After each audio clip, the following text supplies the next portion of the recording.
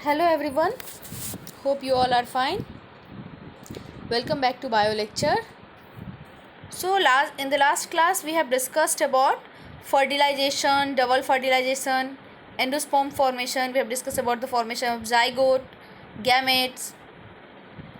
Today we will discuss about pollen pistil interaction and artificial hybridization.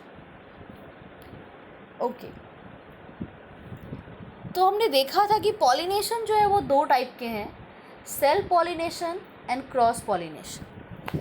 इसके लिए कुछ conditions थी क्रॉस पॉलिनेशन के लिए। मैंने आपको बताया था कि अगर फ्लावर यूनिसेक्सुअल है, जिसको हम बोलेंगे डायोसियस है, या अगर फ्लावर में मेल और फीमेल अलग अलग टाइम पे मैच्योर हो रहे हैं, यानी कि उस कंडीशन को बोला जाता है डाइकोगैमी।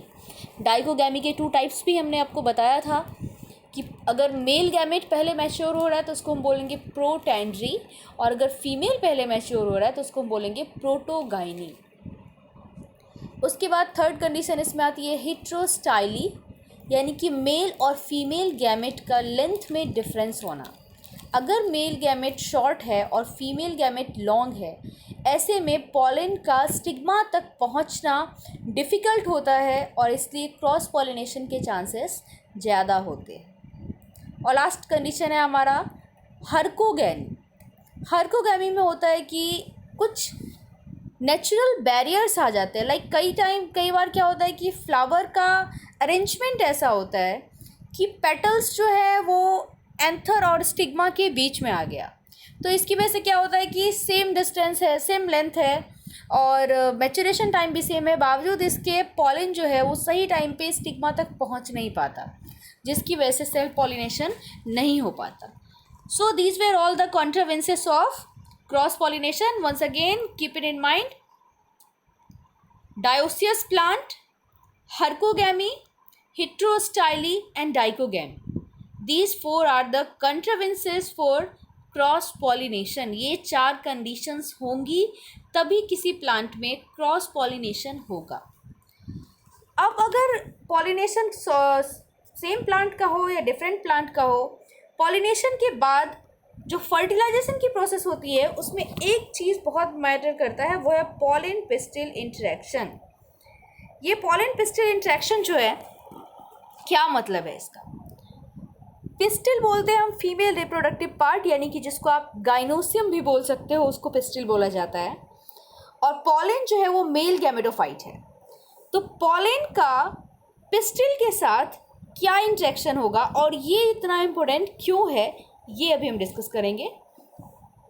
तो पॉलन देखिए, अगर मान लो विंड के थ्रू पॉलिनेशन हो रहा है, लास्ट टाइम हमने डिस्कस किया था एनिमोफिलस प्लांट, तो जिसमें विंड के थ्रू पॉलिनेशन हो रहा है. तो जब पॉलिनेशन विंड के थ्रू हो रहा है तो ऐसे में एक स्टिग्मा के पास कई सारे पॉलन आ सकते हैं. डजेंट मैटर कि वो कौन से प्लांट से आ रहे हैं, क्योंकि यहाँ पे कोई स्पेसिफिसिटी तो है नहीं. विंड के थ्रू पॉलन्स आ रहे हैं तो वो कहीं भी किसी भी प्लांट के पॉलन यहाँ पे आ सकते हैं.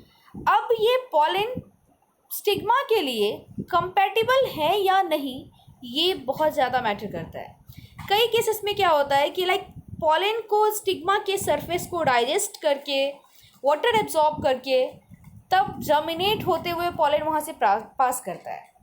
अगर वो कंपैटिबल नहीं हुआ, अगर स्टिग्मा ने पॉलन को रिसीव नहीं किया, अगर पॉलन स्टिग्मा की सरफेस पे आने के बाद जर्मिनेट नहीं हो पाया, कंडीशन जो भी हो, या तो उनमें कंपैटिबिलिटी इशू आ रहा हो या वो वाटर एब्जॉर्ब नहीं कर पा रहे हो, जो भी कंडीशन हो, अगर पॉलिनेशन के बाद भी पॉलन ग्रेन स्टिग्मा की सरफेस पे जर्मिनेट नहीं कर पा रहा है, तो इस तरह का पॉलन जो है वो अंदर तक नहीं जा पाएगा, ओव्यूल्स तक, ओवरी तक नहीं पहुंच पाएगा, और ऐसे कंडीशन में पॉलिनेशन पॉसिबल नहीं है. इसलिए पॉलन ग्रेन्स का कंपैटिबल होना बहुत ज़रूरी है. तो अगर पॉलन ग्रेन कंपैटिबल होगा तो वाटर एब्जॉर्ब करेगा, जर्मिनेट होगा तो पॉलन ट्यूब डेवलप करेगा, और ये पॉलन ट्यूब जो है वो स्टाइल से होते हुए ओवरी तक पहुंचेगा, और ओवरी में जाके पॉलन ट्यूब जो है वो मेल गैमेट्स को रिलीज करेंगे और वहाँ पे फर्टिलाइजेशन की प्रोसेस होगी. तो ये था पॉलन पिस्टिल इंटरेक्शन, जो कि बहुत ही ज़रूरी है. अब है कि आर्टिफिशियली हाइब्रिडाइज कराने की ज़रूरत क्यों पड़ी? तो अगर सेम प्लांट में, सेम स्पीसीज़ में बार बार ब्रीडिंग होती है तो उसका रिजल्ट एक डिसएडवांटेज है जिसको हम बोलते हैं इनब्रीडिंग डिप्रेशन। देखिए, वेरिएशन जो है वो बहुत इम्पोर्टेंट है। लाइफ में चेंज आना बहुत ज़रूरी है। वेरिएशन क्या है ये मैंने आपको पहले भी बताया था कि हम डिटेल में वेरिएशन को पढ़ेंगे जेनेटिक्स में, लेकिन वेरिएशन का मतलब होता है difference among the individual of same species. तो ये डिफरेंस आना बहुत ज़रूरी है। एडेप्टेशन में चेंज होगा तभी ऑर्गेनिज्म की जो ससेप्टिबिलिटी है, जो रेट ऑफ सर्वाइवल है वो ज़्यादा होगा, क्योंकि समय के साथ इन्वायरमेंट में चेंज हो रहा है, क्लाइमेट चेंज हो रहा है। अगर हम चेंज नहीं हुए तो इसका रिज़ल्ट ये भी हो सकता है कि आने वाले समय में हमारी स्पीसीज जो है वो ख़त्म हो जाए। तो सेक्सुअल रिप्रोडक्शन का एक बहुत अच्छा एडवांटेज है कि वेरिएशन उसमें होता रहता है। लेकिन अगर सेम स्पीसीज में कंटिन्यूसली ब्रीडिंग हो रही है तो ऐसे में इन ब्रीडिंग डिप्रेशन यानी कि क्वालिटी जो है वो डिक्रीज हो जाएगी, उसमें कोई चेंज नहीं आएगा, किसी तरह का वेरिएशन नहीं होगा। जब वेरिएशन नहीं होगा तो उसका एडेप्टेशन रेट कम हो जाएगा और समय के साथ उसका सर्वाइवल रेट भी कम होने के चांसेस हैं। तो ये इनब्रीडिंग डिप्रेशन ना आए इसके लिए हम आर्टिफिशियल हाइब्रिडाइजेशन करते हैं। आर्टिफिशियल का मतलब आपको पता है man made, and hybridization is crossing of two different plants और you can say making a hybrid plant. Okay, so pollen stigma compatibility is essential for successful pollination and fertilization. We have already discussed. Once compatible pollen is accepted by pistil, events of fertilization proceed, whereas incompatible pollen will be rejected. This interaction, where a pistil is capable of recognizing its pollen, is the result of long-term pollen-pistil interaction and chemicals released by pollen. Okay तो इस तरीके से pollination की process होती है, pollen pistil interaction होता है, fertilisation होता है, जाइगोट का फॉर्मेशन होता है, एम्ब्रियो का फॉर्मेशन होता है। लेकिन हमें आर्टिफिशियली हाइब्रिडाइज करवाना होता है क्योंकि आपको इनब्रीडिंग डिप्रेशन से प्लांट्स को बचाना है, उनमें चेंजेस लाने हैं। इसके लिए हमें उन्हें आर्टिफिशियली हाइब्रिडाइज कराना पड़ता है। आर्टिफिशियल हाइब्रिडाइजेशन की प्रोसेस सबसे पहले ट्राई किया था किसने? आपने 10th स्टैंडर्ड में जेनेटिक्स थोड़ा सा बेसिक पढ़ा हुआ है, तो आई होप आपको याद हो कि ग्रेगर जोहान मेंडल, जिनको हम फादर ऑफ जेनेटिक्स बोलते हैं, he was the first one to artificially hybridize a plant, and that plant was Pisum sativum और you can say pea plant, जिसको उन्होंने सबसे पहले आर्टिफिशियली हाइब्रिडाइज करवाया था। आर्टिफिशियल हाइब्रिडाइजेशन की प्रोसेस जो है, या आप उसको बोल सकते हैं कि हाइब्रिडाइजेशन की जो प्रोसेस है उसके 2 मेजर स्टेप्स हैं, emasculation and bagging. See, emasculation term से ही पता चल रहा है, मैस्कुलिन एंड फेमिनिन हम बोलते हैं, जेंडर्स होते हैं। तो emasculation that means removal of plant part from the flower. अगर कोई बाइसेक्शुअल फ्लावर है, कंडीशन सारे सही हैं, तो उसमें इस बात के चांसेस होते हैं कि सेल्फ पॉलिनेशन होगा। ऐसे केसेस में अगर आपको सेल्फ पॉलिनेशन नहीं करवाना है, आपको उसकी वैरायटी में चेंज लाना है, तो आप उसको अपने डिजायर्ड गैमेट के साथ फ्यूज़ करवाना चाहोगे। ऐसी कंडीशन में what we have to do is remove the male part, remove the anther and filament from the flower. So when anther and filament is removed from the flower, so there will be no chance of self fertilization, self pollination का कोई chance नहीं रहेगा, क्योंकि आपने flower में से male part को remove कर दिया है। अब है कि मेल को तो हमने रिमूव कर दिया, सेल्फ पॉलिनेशन से हमने प्लांट को बचा लिया, बट व्हाट इफ प्लांट और flower undergoes cross pollination? Stigma जो है वो अभी आपका ओपन है, और ओपन स्टिग्मा जो है वो विंड के थ्रू या इंसेक्ट्स के थ्रू कहीं से भी पॉलन को रिसीव कर सकता है। और अगर पॉलन कंपैटिबल हुआ, पॉलन जर्मिनेट कर गया, तो वही पॉलन ट्यूब बनाते हुए ओवरी तक पहुंच जाएगा, और ओवरी में जाकर के जो पॉलन है वो फर्टिलाइज हो जाएगा। तो अगर आपको डिज़ायर्ड कैरेक्टर चाहिए तो आपको क्रॉस पॉलिनेशन से भी प्लांट को बचाना होगा। तो इमैस्कुलेशन करने के बाद हमारा सेकेंड स्टेप होता है बैगिंग। बैगिंग में हम क्या करते हैं कि जो इमैस्कुलेटेड फ्लावर है, यानी कि एक बाइसेक्सुअल फ्लावर जिसमें अभी सिर्फ फीमेल पार्ट ही बचा हुआ है, सिर्फ स्टिग्मा आपको ऊपर दिख रहा है, तो उसको आपको कवर करना है। स्टिग्मा को कवर कर दोगे तो जो अनडिजायरेबल पॉलन ग्रेन्स हैं वो स्टिग्मा तक नहीं पहुंच पाएंगे। सो फ्लावर को ये पूरा पूरा फ्लावर से उसको हम मास्क कर देते हैं कोई ट्रांसपेरेंट बैग से, और उसके बाद यूनिसेक्सुअल फ्लावर जिसकी हमने बैगिंग कर दी। Emasculation and bagging ensures that female flower is completely protected from contamination. And once the flower attains stigma receptivity, the desired pollens are dusted on stigma.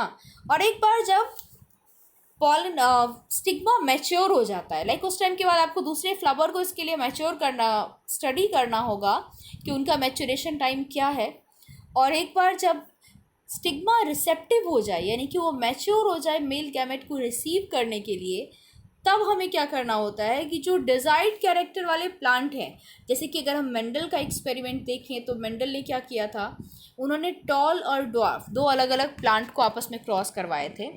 तो tall plant के ऊपर उन्होंने dwarf plant के pollen को लाके spray किया था, ताकि हमें देखने को मिले कि जब हम दो अपोजिट कैरेक्टर वाले ऑर्गेनिज्म को ब्रीड कराते हैं तो उसका रिजल्ट क्या आता है। तो इसलिए यहाँ पे आपको डिजायर्ड पॉलन को स्प्रे करना होगा जब स्टिग्मा रिसेप्टिव हो जाए। तो इस तरीके से हम आर्टिफिशियली हाइब्रिडाइज करवाते हैं प्लांट्स को। Okay, in addition the chance of fertilization is high. Through this approach a variety of strains of crops can be developed and it improves the quality of crop with desirable character. One more thing, that even after dusting the stigma with desired pollen, you have to again bag the or cover the flower so that no other pollens would come to the stigma surface. यानी कि एक बार आपने पहले इमेस्कुलेट किया, फिर bagging किया, फिर जब स्टिग्मा रिसेप्टिव हो गई तो आपने बैगिंग को रिमूव करके, जो कवर किया हुआ था उसको रिमूव करके उसमें डिजायर्ड कैरेक्टर वाले पॉलेंस को स्प्रे किया, उसके ऊपर डस्ट किया, और उसके बाद फिर से आपने उसको कवर कर दिया ताकि कोई दूसरा पॉलन वहाँ तक ना पहुँच पाए। ओके, तो ये सारी प्रोसेस होती है आर्टिफिशियल हाइब्रिडाइजेशन की।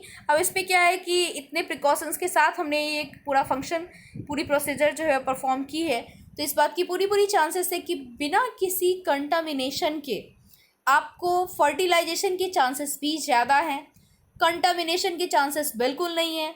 तो फर्टिलाइजेशन होगा इसमें, और जो आपको डिजायर्ड कैरेक्टर्स के जो भी प्लांट या ऑर्गेनिज्म चाहिए वो आपको मिलेंगे। अब है कि फर्टिलाइजेशन के बाद क्या होगा। तो पोस्ट फर्टिलाइजेशन इवेंट्स की अगर हम बात करें तो series of event that take place after fertilization to develop a seed from an ovule and a fruit from an ovary. The following events occur in the post fertilization, that is endosperm development and embryogeny. See, endosperm के बारे में मैंने आपको last class में भी बताया था कि एंडोस्पर्म क्या होता है। डबल फर्टिलाइजेशन या आप उसको ट्रिपल फ्यूजन भी बोल सकते हैं। तो डबल फर्टिलाइजेशन और ट्रिपल फ्यूजन का रिजल्ट है एंडोस्पर्म का फॉर्मेशन। एंडोस्पर्म जो है वो ट्रिप्लॉइड होता है, एंड ट्रिप्लॉइड होने की वजह से ऑब्वियस सी बात है कि वो फर्टाइल नहीं होता। एंडोस्पर्म पार्ट जो है वो स्टेराइल होता है।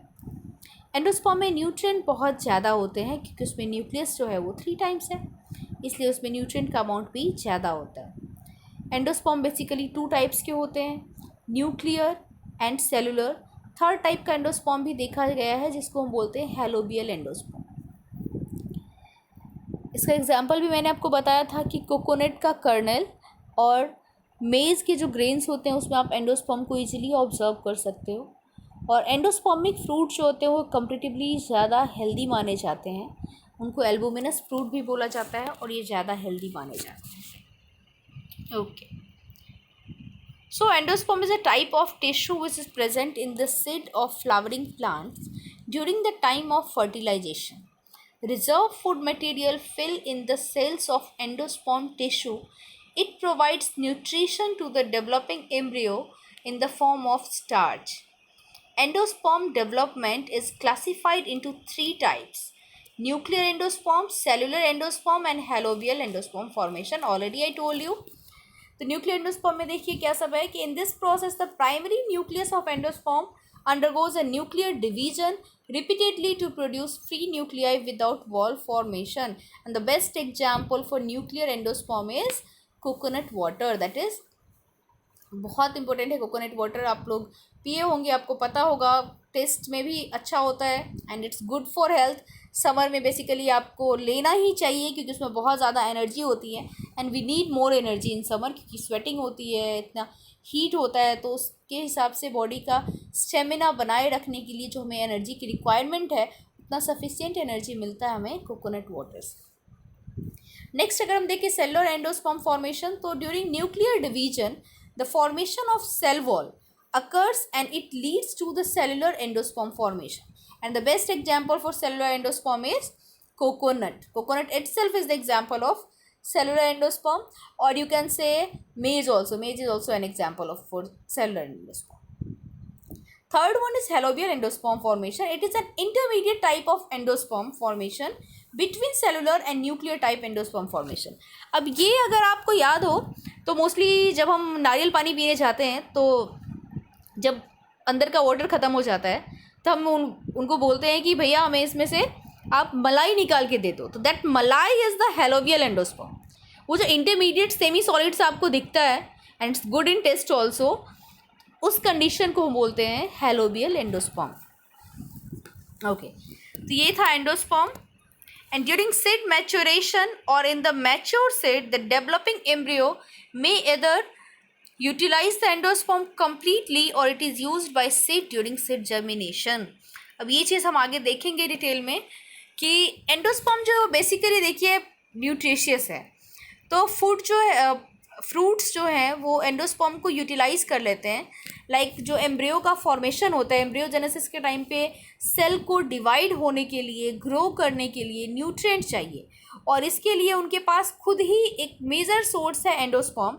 इसलिए मोस्ट ऑफ फ्रूट में एंडोस्पर्म हमें नहीं मिलते क्योंकि वो यूज्ड अप हो जाते हैं. डेवलपमेंट के टाइम पे ही जो एंडोस्पर्म है वो यूटिलाइज हो जाते हैं. लेकिन कुछ फ्रूट्स में हमें एंडोस्पर्म मिलते हैं, जैसे कि मेज़ और कोकोनट, पता ही आपको कि इसमें हमें एंडोस्पर्म मिलते हैं और दे आर वेरी हेल्दी, इसमें यूज्ड अप नहीं होते हैं. और इसकी बेसिस पे अलग अलग टाइप के सीड्स हैं, albuminous and non albuminous, that we will discuss later. Okay, so this was endosperm formation. Next is embryogeny, that is formation of embryo, development of embryo, that we will discuss in the next lecture. Till then, study about all these things and please read NCERT and message me for any queries, any doubt if you have. Thank you so much. Take care.